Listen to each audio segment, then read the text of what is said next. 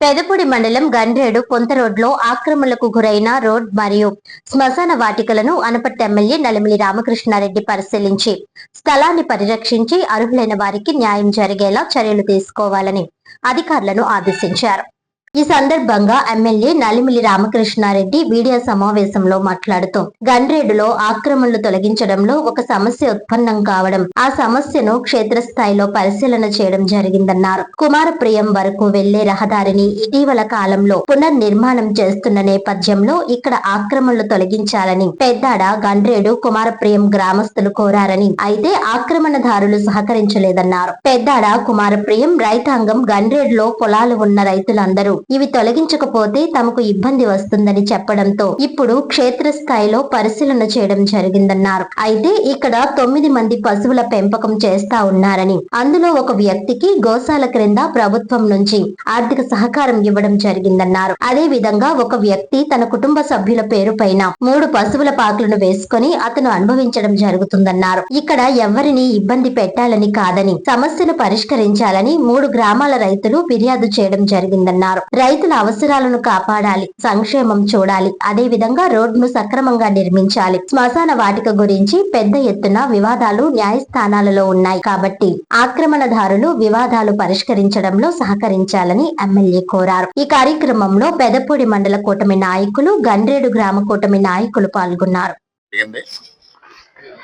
ఏదైతే కుమారప్రియం వరకు వెళ్లే రహదారి ఉందో దాన్ని ఇటీవల కాలంలో పునర్నిర్మాణం చేస్తామన్నాం.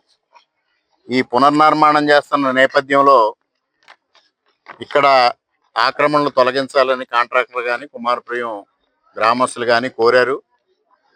ఆ సమయంలో ఆక్రమణదారులు సహకరించలేదు. ఆ సమయంలో తహసీల్దార్ గారు కానీ మిగిలిన అధికారులు కానీ ఆక్రమణ తొలగించడానికి ప్రయత్నం చేస్తే వారు నా దగ్గరికి రావడం, నేను కొంత సమయం ఇవ్వమని వారు కోరడం, అంతవరకు రోడ్డు ఫార్మేషన్ కోసం అవసరమైన మేరకు చేసుకుంటూ వెళ్ళి దాదాపు 2 నెలలు గడిచింది. 2 నెలల క్రితమే వాళ్ళకి సమాచారం ఇవ్వడం జరిగింది. అయినప్పటికీ వాళ్ళు నిర్లిప్తంగా ఉండడం, ఏదైతే ఈ గ్రామం పెద్దాడకి సంబంధించి రైతాంగం, పెద్దాడ వాళ్ళు కుమారప్రియంలో గండ్రేళ్ళలో పొలాలు ఉన్న రైతులందరూ కలిసి ఇవి తొలగించకపోతే మాకు ఇబ్బంది వస్తుంది అనేది వారు చెప్పడం, ఇప్పుడు ఇక్కడికి వచ్చి క్షేత్రస్థాయిలో పరిశీలన చేస్తే 9 మంది పశువులు పెంపకం చేస్తూ ఉన్నారు. అందులో ఒక వ్యక్తికి గోశాల కింద ప్రభుత్వం నుంచి ఆర్థిక సహకారం ఇవ్వడం జరిగింది. అదేవిధంగా ఒక వ్యక్తి తన కుటుంబ సభ్యుల పేరు పైన 3 పశువుల పాకలను అతను అనుభవించడం జరుగుతుంది. అతని గ్రామంలో అతనికి స్థలాలు, ఇళ్ళు ఉన్నాయి. అందువల్ల 4 ఆ విధంగా పోతే ఇంకా 5గురు మాత్రమే ఉన్నారు. మరి 5గురికి ఏ విధంగా సహాయం చేయాలనేది ఆలోచన చేస్తాం. ఆలోచన చేసి వాళ్ళలో కూడా కొంతమందికి పట్టాలు ఇవ్వడం జరిగింది. అవన్నీ ఒకసారి పరిశీలన చేసి వారికి ఆల్టర్నేటివ్ చూసే విధంగా చూస్తాం.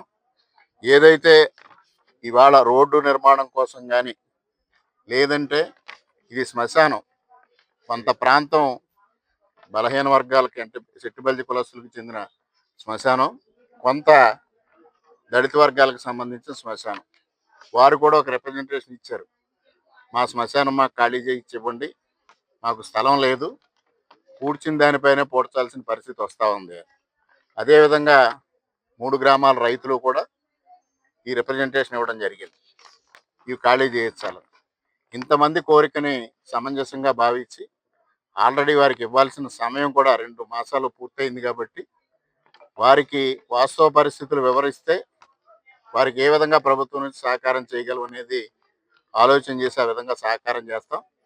వారందరినీ కోరేది ఒకటే, దయించి అందరి క్షేమం ఆలోచన చేసి ఇక్కడున్న ఆక్రమణల్ని ఖాళీ చేయవలసిందిగా విజ్ఞప్తి చేసుకుంటూ, లేని పక్షంలో అధికారులు వారు తగు చర్యలు తీసుకుంటారని కూడా తెలియజేసుకుంటూ, ఇక్కడ ఎవరిని శిక్షించాలని కానీ ఎవరిని ఇబ్బంది పెట్టాలనేది కానీ ప్రభుత్వం యొక్క ఆలోచన కాదు. ఏదైతే రైతుల